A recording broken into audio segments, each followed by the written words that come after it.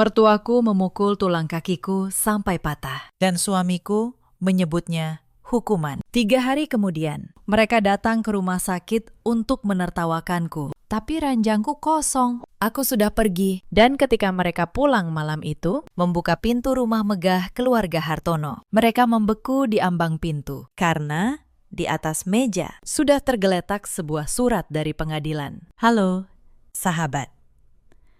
Selamat datang kembali di kanal ini. Kalau kisah malam ini menyentuh hatimu, tinggalkan satu kata di kolom komentar. Dan temani saya sampai akhir. Karena ini bukan cerita tentang dendam. Ini cerita tentang seorang perempuan yang akhirnya berhenti memohon. Nama saya Anindya Maheswari, 32 tahun. Saya bekerja sebagai auditor di sebuah kantor akuntan di kawasan Sudirman. Sudah 7 tahun saya menikah. Dan selama 7 tahun itu, saya belajar satu hal pahit. Bahwa rumah yang paling mewah pun bisa terasa seperti penjara. Rumah keluarga Hartono berdiri di menteng. 2 lantai, pagar tinggi, taman yang selalu rapi. Dari luar, orang akan mengira penghuninya hidup bahagia. Tetangga memanggil keluarga ini keluarga terhormat. Hanya saya yang tahu apa yang terjadi di balik tembok itu. Suami saya, Reza Hartono, 37 tahun. Dulu,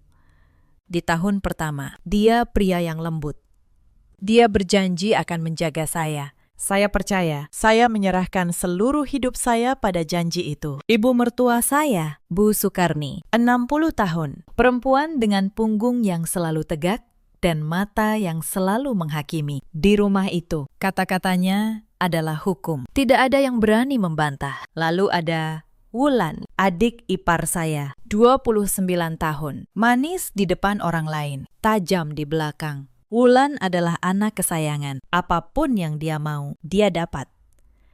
Ayah mertua saya sudah lama tiada, dan sejak kepergiannya, Bu Sukarni memegang seluruh kendali, termasuk, katanya, kendali atas hidup saya. Yang mereka tahu tentang saya hanyalah satu hal, bahwa saya menantu yang harus patuh. Mereka tidak pernah benar-benar peduli pada pekerjaan saya. Bagi mereka, jabatan auditor saya hanyalah hiasan, sumber gaji yang bisa mereka atur. Mereka tidak tahu bahwa selama 7 tahun, pekerjaan saya adalah membaca dokumen yang orang lain ingin sembunyikan, menemukan angka yang tidak cocok, mengikuti jejak uang yang berusaha menghilang. Mereka tidak tahu bahwa di balik perempuan pendiam yang selalu menunduk itu, ada seseorang yang terlatih untuk melihat kebohongan dalam selembar kertas. Itulah kesalahan terbesar mereka. Mereka meremehkan saya, sampai hari ketika keremehan itu berbalik menjadi senjata yang menghancurkan mereka. Saya punya satu rahasia kecil yang tidak pernah saya ceritakan pada mereka, tentang ayah saya sendiri, yang juga sudah meninggal 2 tahun lalu. Tapi malam itu, saat tulang saya patah di lantai dapur, saya belum tahu bahwa rahasia itulah yang akan mengubah segalanya. Saya berasal dari keluarga sederhana di Bintaro. Ayah saya, namanya Pak Maheswara, seorang pengusaha kecil yang jujur. Dia tidak kaya raya, tapi dia punya prinsip dan dia punya teman-teman yang setia. Saya bertemu Reza 7 tahun lalu di sebuah seminar keuangan. Dia tampan, sopan, dan pandai bicara. Dia mengejar saya selama berbulan-bulan. Ayah saya sebenarnya ragu sejak awal. Dia bilang, "Duk, lihat dulu keluarganya. Pohon yang baik tidak menghasilkan buah yang busuk." Tapi saya jatuh cinta. Saya tidak mendengarkan. Pernikahan kami megah. Keluarga Hartono memamerkannya ke seluruh menteng. Tapi di malam pertama saya tinggal di rumah itu, Bu Sukarni memanggil saya ke ruang tengah. Dia menatap saya dari atas ke bawah. "Di rumah ini ada aturan," katanya dingin. "Kamu sekarang Hartono. Lupakan asalmu yang kampungan itu." Saya hanya tersenyum waktu itu. Saya pikir mungkin beliau hanya tegas. Saya pikir dengan waktu beliau akan menyayangi saya. Saya salah. Tahun-tahun berikutnya adalah serangkaian penghinaan kecil yang menumpuk. Masakan saya selalu salah. Cara saya berpakaian selalu kurang. ketika saya tidak kunjung hamil. Saya disebut perempuan mandul. Saya menelan semuanya. Saya pikir kalau saya cukup sabar, suatu hari akan berubah. Reza yang dulu lembut, perlahan berubah menjadi bayangan ibunya. Dia berhenti membela saya. Lalu dia mulai ikut menyalahkan saya. Setiap kali ada masalah, kalimatnya selalu sama. Mama benar. Kamu yang harus mengalah. Ada satu malam yang tidak akan pernah saya lupakan. Malam ulang tahun pernikahan kami yang kelima. Saya memasak sepanjang hari. Saya membersihkan rumah sampai berkilau. Saya membeli kue, memasang lilin. Berharap malam itu kami bisa kembali seperti dulu. Tetapi yang datang justru seluruh keluarga besar Hartono. Tante, om, sepupu, semuanya.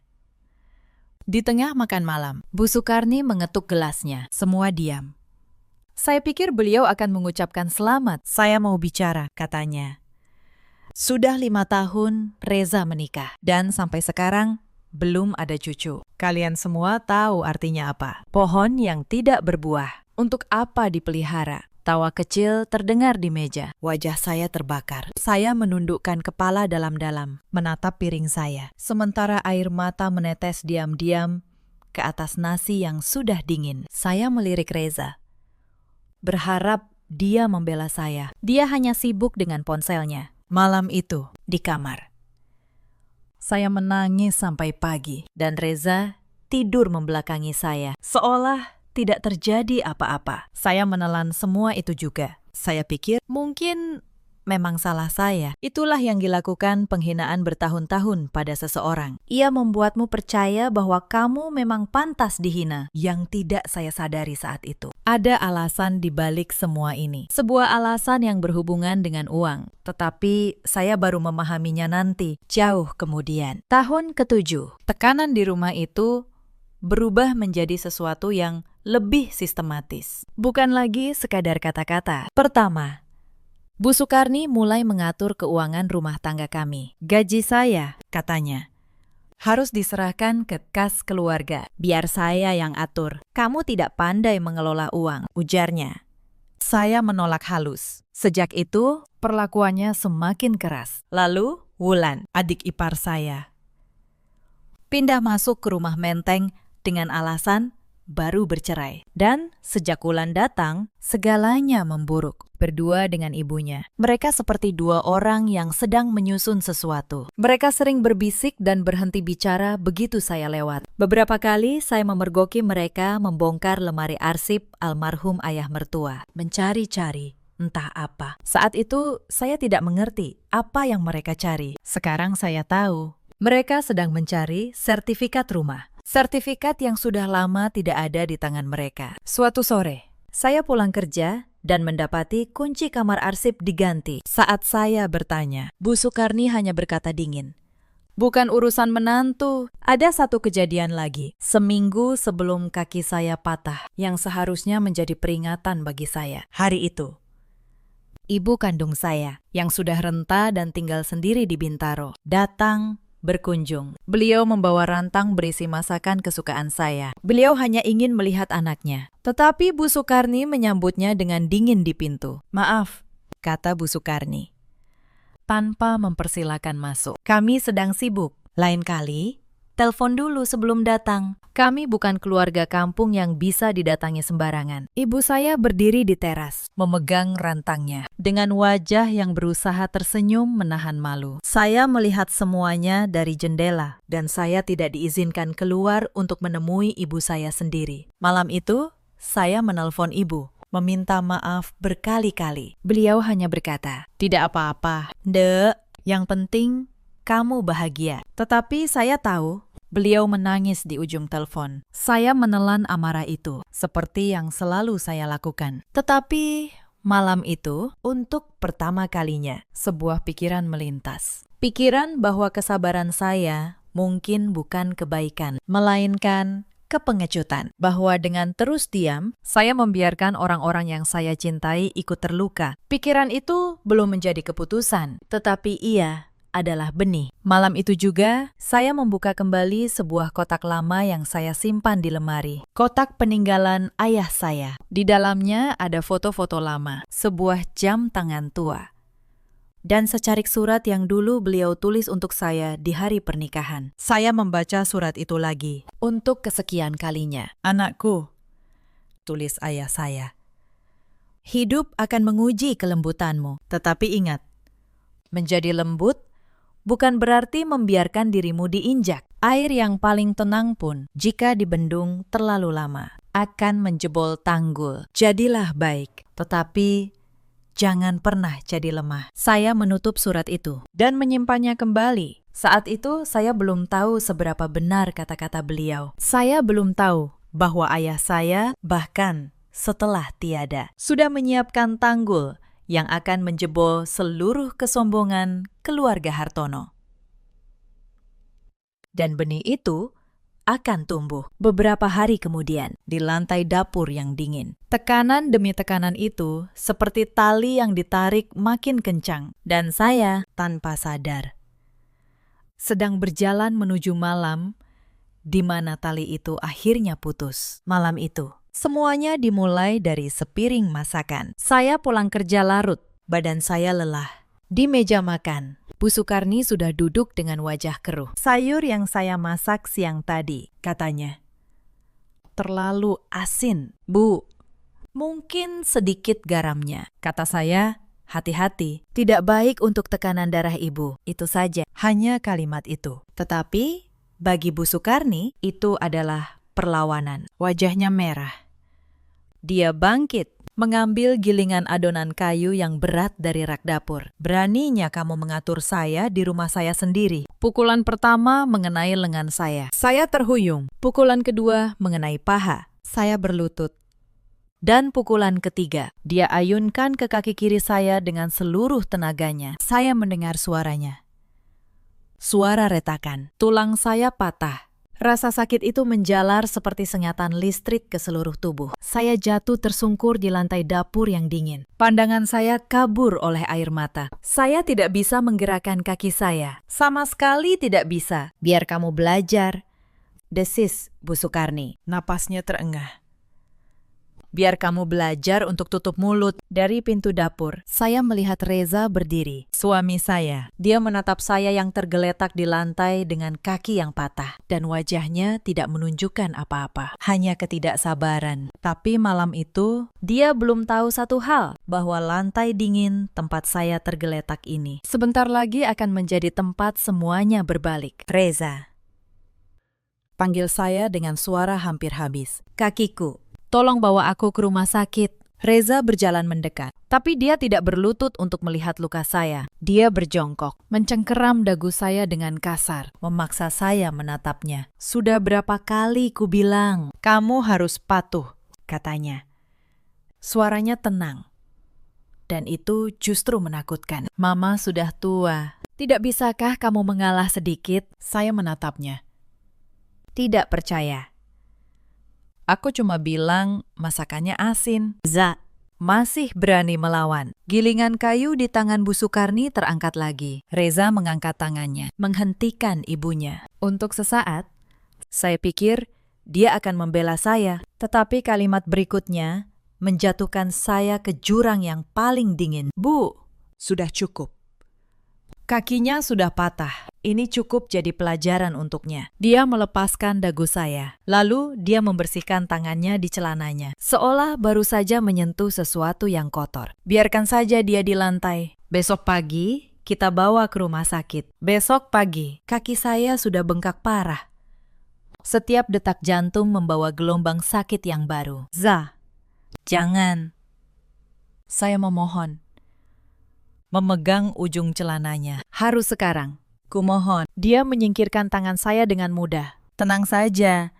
Kamu tidak akan mati. Ini hukuman karena tidak penurut. Ingat baik-baik.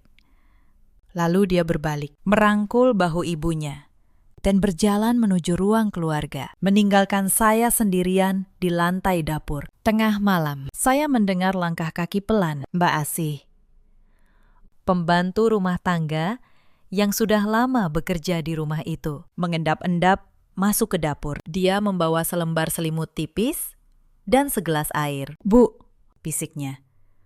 Suaranya bergetar ketakutan. Saya tidak berani membawa ibu ke rumah sakit. Bu Sukarni mengunci pintu depan dan menyimpan kuncinya. Tapi setidaknya minum dulu. Bu, air mata saya jatuh lagi.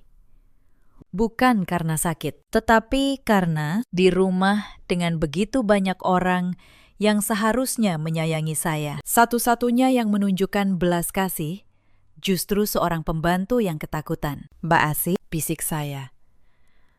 Terima kasih, tapi tolong jangan sampai ibu tahu.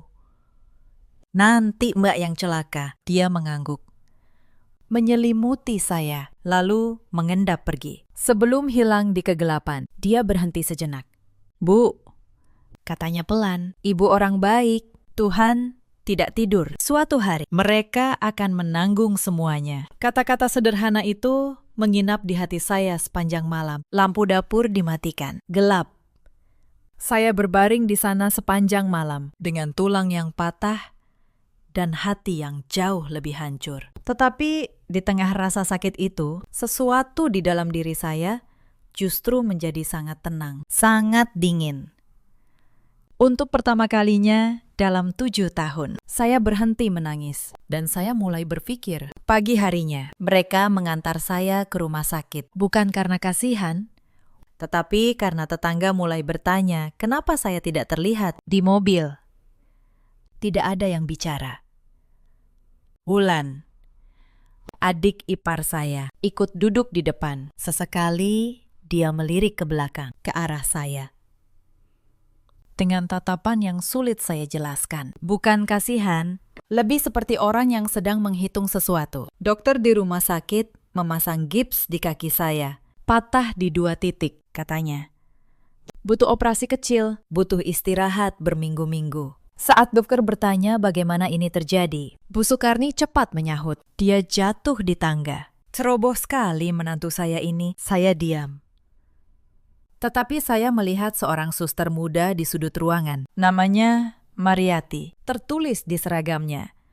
Dia menatap gips saya, lalu menatap wajah Bu Sukarni, lalu menatap saya. Dan dalam tatapan itu, saya tahu dia tidak percaya sedikit pun pada cerita tangga itu. Ketika keluarga Hartono keluar sebentar untuk mengurus administrasi, Suster Mariati mendekat. Dia berpura-pura merapikan selimut saya. Bu, bisiknya pelan. Luka seperti ini bukan karena jatuh dari tangga. Saya sudah lama bekerja di sini. Saya tahu bedanya. Saya menatap matanya. Mata yang hangat. Sudah lama sekali tidak ada orang yang menatap saya dengan cara seperti itu. Kalau ibu butuh bantuan, lanjutnya.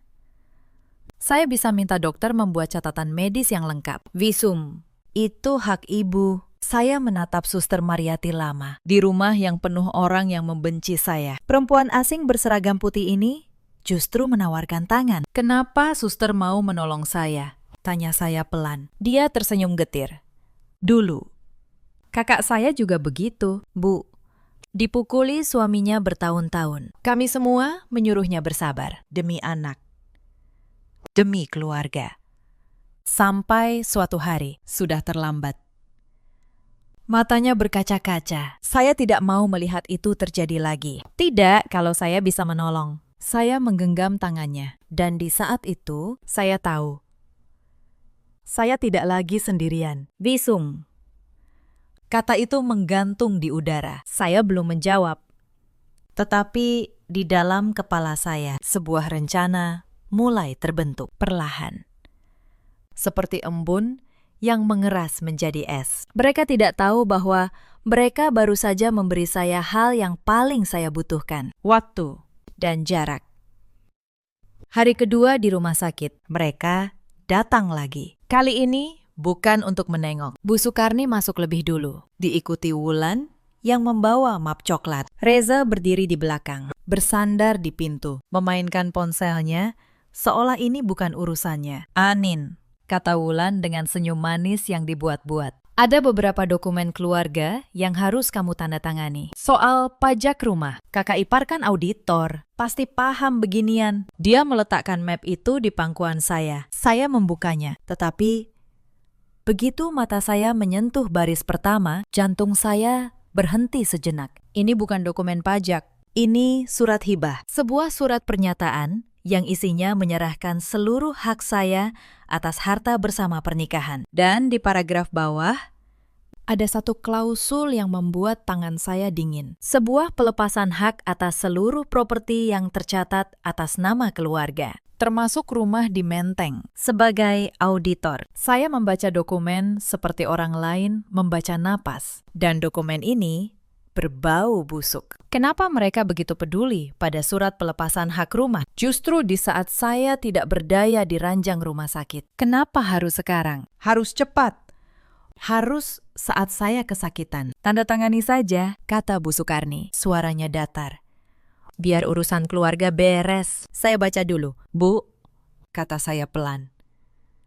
Wajah Bu Sukarni mengeras. Tidak ada yang perlu dibaca. Kamu cuma menantu. Tanda tangan. Saya menatap surat itu. Lalu saya menatap mereka bertiga. Dan untuk pertama kalinya, saya melihat sesuatu yang sebelumnya tidak pernah saya perhatikan. Saya melihat ketakutan di balik kemarahan mereka. Mereka takut pada kertas ini. Mereka butuh tanda tangan saya. Seperti orang tenggelam, butuh udara. Dan saat itulah, saya mengerti. Rumah ini, harta ini, ada sesuatu yang mereka sembunyikan. Sesuatu yang membuat mereka rela mematahkan kaki saya. Tapi tetap memohon tanda tangan saya. Saya pusing, kata saya. Menutup map itu. Obat bius belum hilang. Besok saya tanda tangani. Mereka tidak suka, tapi mereka pergi. Dan begitu pintu tertutup, saya meraih ponsel saya. Ada satu nomor yang sudah lama tidak saya hubungi. Nomor Pak Subarjo. Beliau notaris tua, sahabat almarhum ayah saya sejak puluhan tahun lalu. Ketika ayah meninggal 2 tahun lalu, beliaulah yang mengurus semua surat-surat. Dan beliau pernah berkata, "Dek, kalau suatu hari kamu butuh, datang ke saya. Ayahmu menitipkan sesuatu." Waktu itu saya tidak mengerti. Saya terlalu berduka untuk bertanya. Tetapi malam itu, di ranjang rumah sakit dengan kaki digips, saya menelpon beliau. Anindya, suara Pak Subarjo terdengar terkejut. Lalu hangat. Akhirnya, kamu menelpon. Dek, saya menceritakan semuanya. Tentang kaki saya, tentang surat hibah, tentang rumah di Menteng yang mereka begitu ingin saya lepaskan haknya. Pak Subarjo terdiam lama. Sangat lama. Lalu beliau bertanya dengan suara yang berbeda, suara yang serius. Anin, dengar saya baik-baik. Rumah yang kamu tinggali di Menteng itu, kamu tahu siapa pemilik aslinya? Keluarga Hartono, mertua saya. Bukan, kata Pak Subarjo pelan. Bukan lagi. Dan malam itu, di telepon, Pak Subarjo menceritakan sesuatu yang membuat seluruh tubuh saya dingin. Bertahun-tahun lalu, jauh sebelum saya menikah, almarhum ayah mertua saya, Pak Hartono, pernah berada dalam kesulitan keuangan yang besar. Bisnisnya hampir bangkrut dan orang yang menolongnya, meminjamkan uang dalam jumlah sangat besar, adalah ayah saya sendiri, Pak Maheswara. Sebagai jaminan, Pak Hartono menyerahkan sertifikat rumah Menteng itu kepada ayah saya. Hitam di atas putih, sah secara hukum, melalui Pak Subarjo. Utang itu tidak pernah lunas. Pak Hartono meninggal sebelum sempat melunasinya. Dan keluarga Hartono, entah karena malu atau karena serakah, menyembunyikan fakta itu selama bertahun-tahun. Secara hukum, rumah Menteng itu sudah menjadi milik ayah saya sejak lama. Dan ketika ayah saya meninggal, beliau mewariskannya pada satu orang, pada saya. Ayahmu tahu kamu menikah ke keluarga itu, kata Pak Subarjo. Suaranya bergetar. Dia tahu kamu akan disakiti. Dia bilang pada saya, simpan dulu wasiat ini. Jangan beritahu Anin sampai dia benar-benar membutuhkannya. Sampai dia siap berdiri sendiri. Air mata saya jatuh. Bukan karena sakit di kaki, tetapi karena bahkan dari alam lain. Ayah saya masih melindungi saya. Pakistan, kata saya. Suara saya akhirnya tenang. Saya siap sekarang. Pantas saja mereka panik. Pantas saja mereka memaksa saya menandatangani surat hibah secepat itu. Karena di suatu tempat, keluarga Hartono pasti sudah mulai mengendus bahwa tanah di bawah kaki mereka bukan lagi milik mereka. Setelah panggilan dengan Pak Subarjo malam itu, saya tidak bisa tidur. Bukan karena takut, tetapi karena untuk pertama kalinya dalam bertahun-tahun, saya punya harapan. Dan harapan ternyata jauh lebih tajam daripada rasa sakit. Pagi-pagi sekali, sebelum jam besuk, Pak Subarjo datang ke rumah sakit. Beliau tua, rambutnya sudah putih, tetapi langkahnya masih tegap. Begitu melihat saya terbaring dengan kaki di gips, mata beliau berkaca-kaca. "Maafkan saya, Dok," katanya, menggenggam tangan saya. "Seharusnya saya datang lebih cepat. Ayahmu pasti menangis melihat ini." Saya menggeleng. "Bapak datang di waktu yang tepat." Pak Subarjo membuka tasnya dan mengeluarkan sebuah map tua berwarna kuning gading. Di dalamnya sertifikat asli rumah Menteng, surat perjanjian utang yang ditandatangani almarhum Pak Hartono puluhan tahun lalu, dan wasiat ayah saya yang ditulis tangan. Saya menyentuh kertas-kertas itu dengan tangan gemetar. Tulisan tangan ayah saya. Sudah 2 tahun saya tidak melihatnya. "Amin," kata Pak Subarjo serius. "Dengan dokumen ini, secara hukum, kamu adalah pemilik sah rumah itu. Tetapi mereka pasti akan melawan. Mereka akan bilang, dokumen ini palsu, atau utang itu sudah lunas. Kita harus rapi. Kita butuh setiap bukti. Saya auditor."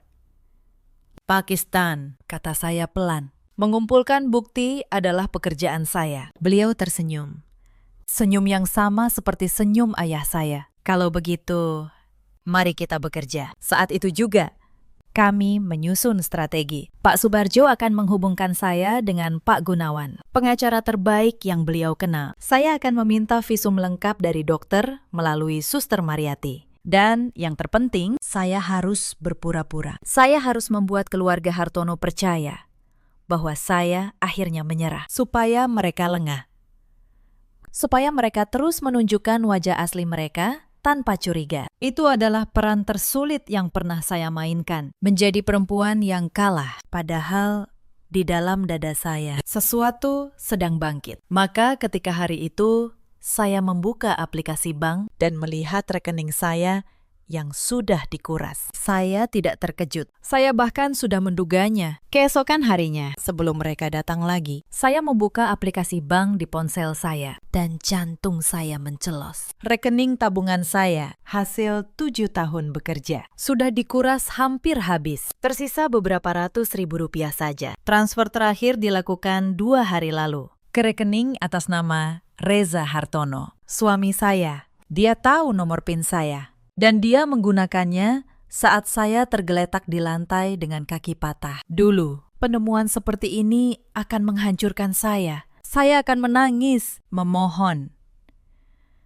bertanya kenapa. Tetapi pagi itu, saya hanya menatap layar ponsel dengan tenang dan mencatat satu hal di kepala saya. Bukti. Satu lagi bukti. Saya memotret seluruh riwayat transaksi itu. Lalu, saya mengirimnya ke Pak Subarjo dan ke seorang pengacara yang beliau rekomendasikan, Pak Gunawan. Siang harinya, Wulan datang sendirian. Dia menutup pintu kamar. Senyum manisnya hilang. "Dengar ya, Anin," katanya.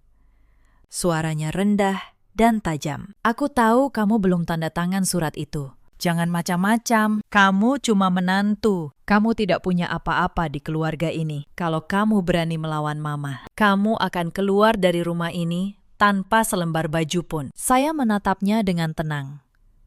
"Begitu, ya. Jangan sok tenang." Wulan mencondongkan tubuhnya. "Tanda tangani surat itu besok. Atau aku yang akan urus tanda tanganmu sendiri. Kamu tahu kan? Di keluarga ini, apa yang Mama mau? Mama dapat." Ancaman pemalsuan tanda tangan diucapkan dengan begitu enteng, tanpa dia sadari. Ponsel saya tergeletak di selimut, merekam setiap kata. Saya hanya tersenyum tipis. "Terima kasih sudah datang, Wulan." Dia pergi dengan wajah penuh kemenangan. Dia pikir dia sudah menakuti saya. Dia tidak tahu bahwa dia baru saja memberikan satu bukti lagi ke dalam keranjang yang sedang saya isi pelan-pelan. Sebelum cara kotor itu, mereka mencoba cara halus terlebih dahulu. Mereka mengirim Reza. Malam itu, Suami saya datang sendirian ke kamar rumah sakit. Dia membawa sekeranjang buah, sesuatu yang tidak pernah dia lakukan selama 7 tahun. Dia menarik kursi, duduk di samping ranjang saya, dan untuk pertama kalinya dalam waktu yang lama, suaranya terdengar lembut. Anin, Katanya, "Maafkan aku. Aku tahu Mama keterlaluan. Aku akan bicara dengannya. Tapi tolong, jangan buat ini jadi besar. Kita keluarga. Tanda tangani saja surat itu. Dan semua akan kembali baik. Aku janji dulu." Kalimat seperti ini akan membuat saya luluh seketika. Saya akan memaafkan, menangis di pelukannya, dan kembali ke dalam siklus yang sama. Tetapi malam itu, saya menatap wajahnya dengan jernih, dan saya melihat kebohongan di matanya. Sejelas saya melihat gips di kaki saya. "Zah," kata saya pelan, "kamu menguras rekeningku saat aku tergeletak di lantai dengan kaki patah. Lalu sekarang kamu bawa buah dan minta aku tanda tangan. Menurutmu aku sebodoh itu?" Senyumnya membeku. Topeng lembut itu retak, dan dari balik retakan itu muncul wajah yang sesungguhnya. "Jangan keras kepala," desisnya. Suaranya berubah dingin. "Kamu tidak punya apa-apa, Amin. Tidak punya keluarga yang kuat, tidak punya uang lagi. Kalau kamu melawan keluarga ini, kamu akan kalah, dan kamu akan keluar tanpa apa-apa." Saya hanya tersenyum, karena dia salah tentang satu hal. Saya punya keluarga, ayah saya, bahkan dari alam lain. Ternyata jauh lebih kuat daripada seluruh keluarga Hartono. "Pulang saja, Zah," kata saya. "Bawa buahmu." Dia pergi dengan rahang mengeras, dan keesokan harinya mereka memilih cara yang lebih kotor. Bu Sukarni sendiri pun datang sekali 2 hari setelah itu. Tanpa Wulan, tanpa Reza. Dia duduk di kursi samping ranjang saya, dan untuk pertama kalinya suaranya terdengar pelan, hampir lembut. "Anin," katanya, "Ibu mungkin terlalu keras selama ini. Ibu juga manusia, bisa salah. Tapi kamu harus mengerti. Ibu cuma ingin menjaga keluarga ini. Kalau kamu tanda tangani surat itu, Ibu janji semuanya akan berbeda. Kamu akan Ibu anggap anak sendiri." Saya menatapnya. Perempuan yang 3 hari lalu mematahkan kaki saya dengan gilingan kayu, sekarang menyebut saya anak. Di dalam hati, saya merasa jijik. Tetapi di wajah saya memasang ekspresi ragu. Seperti yang sudah saya rencanakan, saya perlu waktu. "Bu," kata saya, sengaja membuat suara saya terdengar lemah. Mata Bu Sukarni berbinar. Dia pikir saya mulai goyah. "Bagus. Pikirkan baik-baik. Tanda tangani secepatnya, ya. Demi keluarga." Dia bahkan mengelus rambut saya sebelum pergi. Sentuhan yang membuat kulit saya merinding. Tetapi saya membiarkannya. Karena setiap menit dia merasa menang. Adalah setiap menit dia semakin lengah. Begitu pintu tertutup, saya menghapus sentuhan itu dari rambut saya. Lalu saya mengirim pesan ke Pak Gunawan. Mereka semakin percaya saya akan menyerah. "Dokumen kita sudah lengkap." Balasannya, "Sudah, Bu. Kita tinggal menunggu mereka melakukan satu kesalahan di depan saksi. Dan mereka pasti akan melakukannya." Pak Gunawan benar, karena 2 hari kemudian keluarga Hartono melakukan kesalahan terbesar mereka. Mereka memilih cara yang lebih kotor. Tetapi keluarga Hartono tidak menyerah dengan mudah. Ketika tanda tangan tak kunjung mereka dapatkan, mereka memilih cara lain. Cara yang lebih kotor. Sore itu, Suster Mariati masuk ke kamar saya dengan wajah cemas. "Bu Anin," katanya cepat.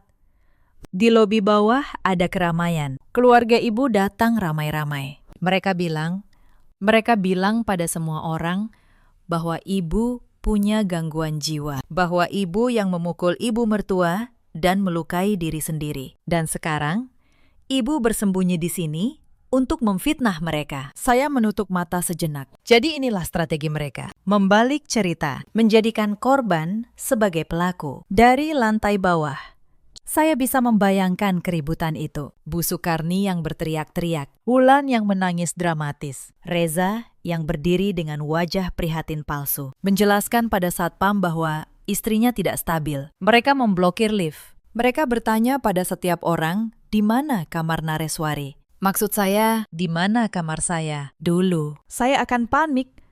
Saya akan turun, menangis. Mencoba menjelaskan pada semua orang bahwa saya tidak gila. Tetapi sekarang, saya hanya menarik napas dalam-dalam. Suster Mariati, kata saya, tenang. Boleh saya minta tolong? Tentu. Bu, tolong rekam keributan mereka di bawah dengan ponsel suster. Terutama bagian saat mereka bilang, saya memukul mereka dan melukai diri sendiri. Jangan lewatkan satu kata pun. Mata Suster Mariati berbinar. Dia mengerti. Bukti.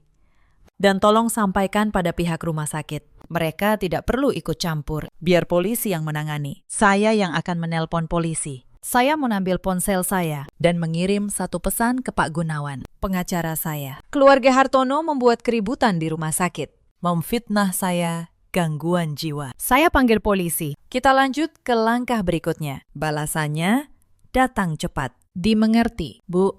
Semua dokumen sudah siap. Visum, rekaman, riwayat transfer, dan wasiat.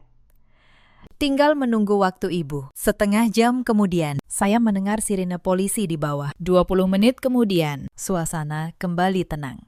Suster Mariati kembali dengan napas tersengal, tapi matanya bersinar. Dia menunjukkan ponselnya. Saya rekam semuanya. Bu, ibu mertua Ibu mengatakan hal-hal yang paling mengerikan. Bahkan saat polisi datang, dia tetap berteriak bahwa Ibu yang memukulnya. Semua terekam. Saya mengangguk pelan. Keranjang bukti saya, akhirnya, sudah penuh. Tetapi mereka mencoba satu kartu terakhir. Keesokan paginya, seorang pria berjas masuk ke kamar saya. Dia memperkenalkan diri sebagai pengacara keluarga Hartono. Ibu Anindya, katanya. Meletakkan map di meja. Saya datang untuk menawarkan jalan damai. Keluarga bersedia memberi Ibu sejumlah uang sebagai tanda perpisahan baik-baik. Cukup besar. Dengan syarat, Ibu menandatangani surat pelepasan hak dan mencabut semua laporan. Ini tawaran terbaik. Saya sarankan Ibu menerimanya. Saya membaca angka di kertas itu. Memang besar. Cukup untuk membuat banyak orang menyerah. Lalu saya menatap pengacara itu. Pakistan. Boleh saya tanya, apakah keluarga Hartono memberitahu Bapak? Alasan mereka begitu ingin saya melepaskan hak atas rumah Menteng. Pengacara itu terdiam. Saya kira tidak, kata saya. Tenang. Sampaikan pada mereka. Saya tidak menjual rumah ayah saya. Dan saya tidak menjual harga diri saya. Tawaran ini saya tolak. Kita bertemu di pengadilan.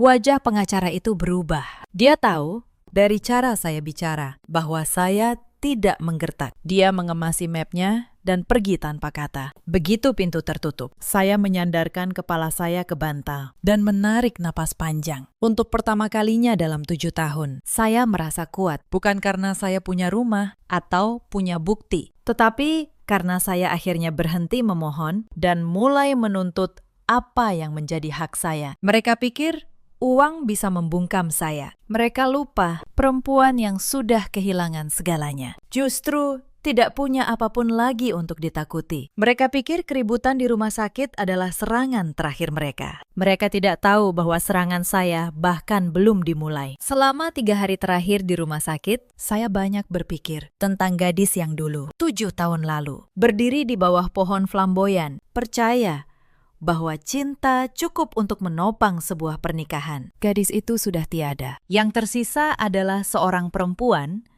yang tahu bahwa dunia tidak akan menyelamatkanmu hanya karena kamu baik. Kamu harus menyelamatkan dirimu sendiri. 3 hari kemudian, saya keluar dari rumah sakit. Tapi saya tidak pulang ke Menteng. Pak Gunawan sudah menyiapkan sebuah apartemen kecil yang aman untuk saya. Dan dari sana, dengan kaki masih digips. Saya bekerja. Saya mengumpulkan semuanya. Visum dari rumah sakit. Ditandatangani dokter yang menyatakan dengan jelas bahwa luka saya akibat pukulan benda tumpul, bukan jatuh. Rekaman ancaman Wulan. Rekaman keributan dan fitnah Durister Mariati. Riwayat transfer Reza yang menguras rekening saya. Dan yang paling penting, wasiat ayah saya beserta sertifikat asli rumah menteng. yang sudah dilegalisasi ulang oleh Pak Subarjo. Lalu, saya mengajukan 2 hal sekaligus. Yang pertama, laporan pidana atas penganiayaan, Pencurian dalam rumah tangga. dan percobaan pemalsuan dokumen. Yang kedua, gugatan perdata untuk pengembalian rumah menteng kepada saya sebagai pemilik sah berdasarkan wasiat. Roda mulai berputar, dan kali ini bukan saya yang ada di bawahnya. Mereka baru benar-benar menyadari situasinya saat surat panggilan pengadilan tiba di rumah menteng. Saya tahu persis momen itu, karena Reza menelpon saya berkali-kali malam itu. Saya tidak mengangkatnya. Akhirnya saya membalas dengan satu pesan singkat. Bicara lewat pengacara saya. Persidangan berlangsung beberapa minggu kemudian. Saya datang dengan kursi roda, didampingi Pak Gunawan. Di seberang ruangan, duduk keluarga Hartono, Bu Sukarni dengan wajah pucat, Reza yang tidak berani menatap saya, Wulan yang menggigit bibirnya. Ketika bukti-bukti dibacakan satu persatu, suasana ruang sidang berubah. Visum dibacakan, rekaman diputar. Suara Wulan yang mengancam akan memalsukan tanda tangan saya menggema di ruangan. Suara Bu Sukarni yang berteriak menuduh saya gila. Padahal sudah ada polisi. Terdengar jelas. Wajah-wajah hakim mengeras. Pak Gunawan memulai dengan rekaman dari Suster Mariati. Suara Bu Sukarni memenuhi ruang sidang. Teriakannya di lobi rumah sakit. Menuduh saya gila. Menuduh saya memukul dirinya sendiri. Bahkan setelah polisi datang, setiap orang di ruangan itu mendengar bagaimana seorang perempuan tua berteriak penuh kebencian. Kuasa hukum keluarga Hartono mencoba menyela. Yang mulia, rekaman ini bisa direkayasa. Bisa? Jawab Pak Gunawan tenang. Tetapi visum dari rumah sakit tidak bisa direkayasa. Yang mulia. Dokter yang memeriksa klien saya menyatakan dengan tegas, patah tulang di 2 titik akibat benturan benda tumpul dengan tenaga besar, bukan akibat jatuh. Mari kita panggil dokter itu sebagai saksi. Dokter naik ke kursi saksi. Dia menjelaskan dengan bahasa medis yang dingin dan jelas bahwa luka seperti milik saya tidak mungkin terjadi karena terjatuh di tangga. Pola retaknya, kata beliau, khas pukulan benda keras yang berulang. Wajah Bu Sukarni semakin pucat. Lalu Pak Gunawan memutar rekaman kedua. Suara Wulan.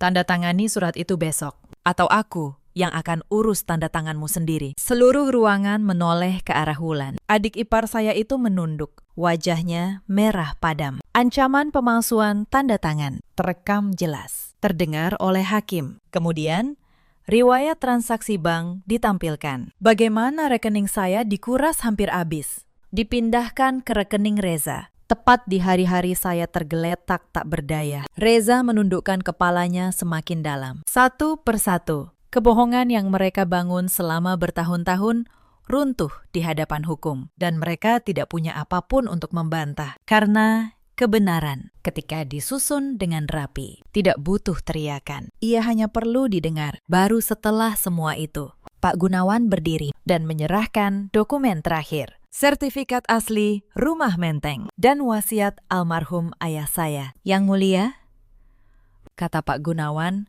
tenang. Selama bertahun-tahun, keluarga Hartono menempati rumah yang secara hukum bukan lagi milik mereka. Rumah ini menjadi jaminan utang yang tidak pernah dilunasi kepada almarhum Pak Maheswara dan telah diwariskan secara sah kepada klien saya, Ibu Anindya. Inilah alasan sebenarnya mengapa mereka begitu putus asa memaksa klien saya menandatangani surat pelepasan hak, bahkan saat ia terbaring dengan tulang yang patah. Ruangan terdiam total. Hakim membaca wasiat itu pelan-pelan, di hadapan seluruh ruangan. Bagaimana almarhum Pak Maheswara, ayah saya, pernah meminjamkan dana besar kepada Pak Hartono di saat bisnis keluarga itu hampir runtuh. Bagaimana sertifikat rumah menteng diserahkan sebagai jaminan sah, hitam di atas putih, melalui notaris Pak Subarjo. Bagaimana utang itu tidak pernah dilunasi sampai Pak Hartono wafat? Dan bagaimana ayah saya, alih-alih menyita rumah itu seperti yang berhak dia lakukan, memilih diam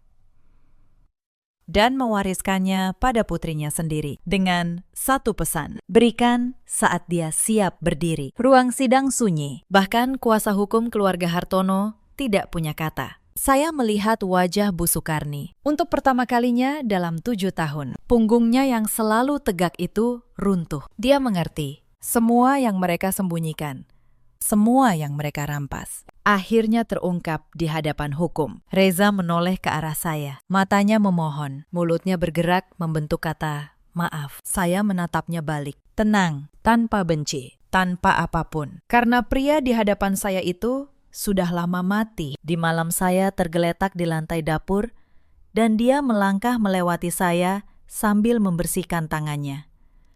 Putusan pengadilan jatuh beberapa minggu kemudian. Bu Sukarni dinyatakan bersalah atas penganiayaan berat. Reza terbukti melakukan pencurian dalam rumah tangga. Wulan dijerat atas percobaan pemalsuan dan pengancaman. Dan rumah menteng secara resmi dikembalikan kepada saya. Pengadilan memerintahkan keluarga Hartono mengosongkan rumah dalam waktu yang ditentukan. Roda kehidupan ternyata memang selalu berputar. Hari ketika rumah menteng dikosongkan, saya datang.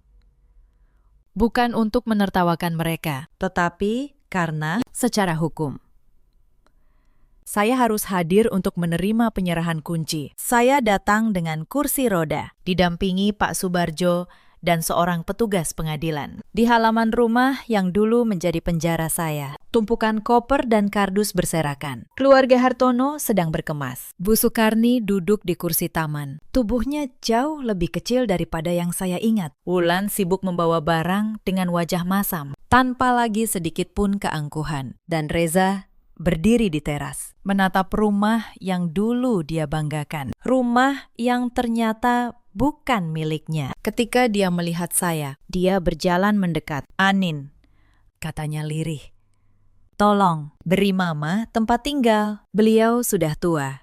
Beliau menyesal." Saya menatapnya dari kursi roda saya. Pria yang dulu berjanji melindungi saya seumur hidup di bawah pohon flamboyan. Pria yang melangkahi tubuh saya yang patah, seolah saya hanya sampah di lantai. "Reza," kata saya tenang.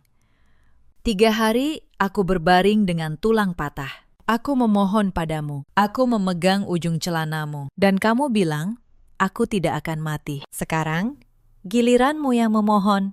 Tapi aku tidak akan melakukan apa yang kamu lakukan padaku. Aku tidak akan menendangmu saat kamu jatuh." Wajahnya menyala dengan harapan. "Aku hanya akan pergi," lanjut saya, "karena kalian sudah tidak ada hubungannya lagi dengan hidupku." Saya memberi isyarat pada petugas untuk membalikan kursi roda saya, dan saya meninggalkan rumah itu untuk terakhir kalinya, tanpa menoleh ke belakang. Beberapa minggu setelah putusan, telepon saya berdering. Nomor tak dikenal. Saya hampir tidak mengangkatnya. Tetapi sesuatu membuat saya menekan tombol hijau. Suara di seberang sana terbata-bata. Suara seorang perempuan tua yang sudah kehilangan seluruh kekuatannya. Bu Sukarni. Saya hampir tidak mengenali suaranya. Dia bercerita dengan susah payah bahwa setelah keluar dari kantor polisi, dia jatuh dan terkena stroke. Setengah tubuhnya kini tidak bisa digerakkan. Bicaranya pelan dan kabur. Rumah sudah harus dikosongkan. Mereka akan kembali ke kampung halaman. "Amin," katanya. Suaranya tertahan tangis. "Maafkan kami. Keluarga Hartono telah mengecewakanmu. Kami sedang membayar semuanya. Kami benar-benar membayar semuanya." Saya mendengarkan sampai dia selesai. Lalu saya bertanya dengan suara yang tenang, tanpa emosi. "Sudah selesai bicaranya, Bu?" Di seberang sana, hanya ada isak tangis yang tertahan. "Permintaan maaf itu," kata saya pelan, "simpan saja.